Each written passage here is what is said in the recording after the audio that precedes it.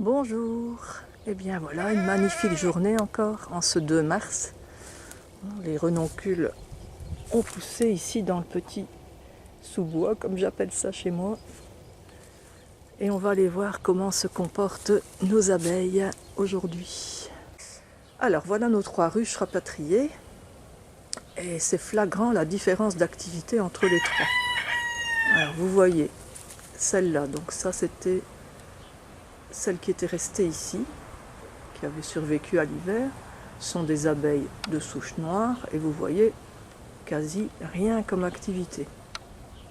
Celle-là, on l'avait ramenée d'un deuxième site. Vous voyez aussi que quelques abeilles sur la planche d'envol.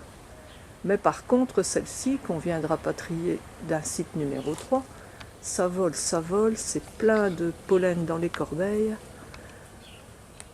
Elles sont actives dès qu'il y a un rayon de soleil, alors qu'il fait encore frais dehors, puisqu'il est 11 h du matin.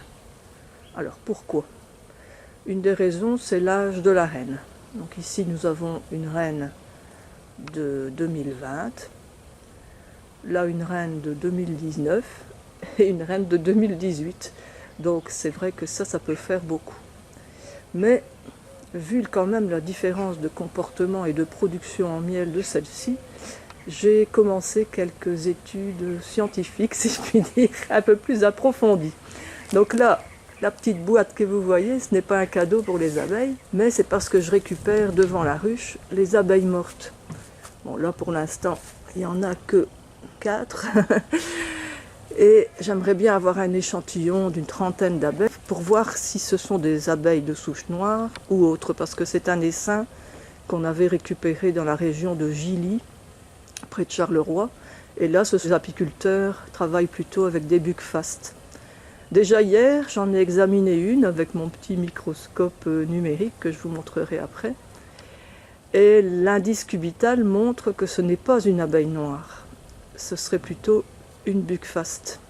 Donc je vais continuer mes investigations, mais il y a grande chance qu'on ait ici donc 2 souches d'abeilles noires et ici plutôt de la buckfast, donc il faudra la déménager dans un autre site. Alors où est-ce qu'elles vont chercher leur pollen?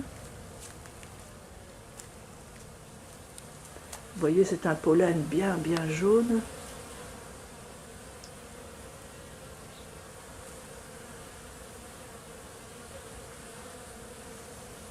Voilà, des corbeilles bien pleines, elles en ont même sur leurs poils. Elles sont très poilues d'ailleurs. Eh bien ça vient, cet arbre-là, c'est un cornus mâle, un cornouiller mâle. Et il fleurit toujours en début mi-mars. Ici, il est un peu à l'avance d'ailleurs. Et on voit vraiment qu'il y a une activité dans cet arbre. C'est dommage que je ne puisse pas me mettre en dessous, parce que ça butine, ça butine. Peut-être qu'elle trouve aussi du pollen sur les saules marceaux, parce que vous voyez ici nos petits saules qu'on avait repiqués. Eh bien ça y est, tout en fleurs. Ça fait comme des pompons, avec les étamines jaunes. Voilà. Et peut-être qu'il y a des saules marceaux dans la région. On a aussi notre amandier qui commence à fleurir. Bon, il n'y a pas autant de fleurs que les autres années, j'ai l'impression.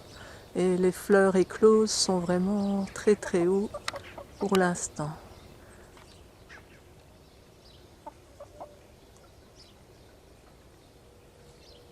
Voilà, vous les voyez bien là. Voici un petit jouet bien utile, qui n'a pas coûté très cher, 70 €. Donc c'est un microscope numérique. Et avec ce microscope, eh bien, par exemple, on peut regarder une aile d'abeille. Et on peut connecter ce microscope à son ordinateur.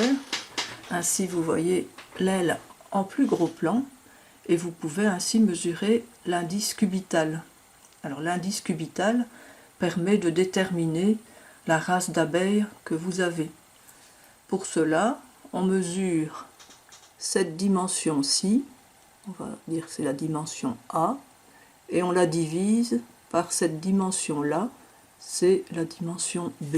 Et ainsi on a l'indice cubital. Voici un schéma qui vous montre bien cela, donc les deux dimensions A et B et l'indice cubital A sur B.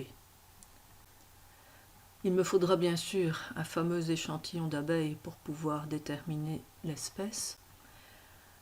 Je vais utiliser un logiciel pour mesurer en pixels, ce sera plus précis. Mon mari est en train de me concocter un tableau Excel, ainsi je pourrai encoder les données et je pourrai donc établir un graphique dans ce genre-là et voir si la colonie est plutôt métissée ou d'abeilles noires ou de buckfast. Merci de m'avoir suivi pour cette vidéo et je vous donne rendez-vous à la prochaine. À bientôt.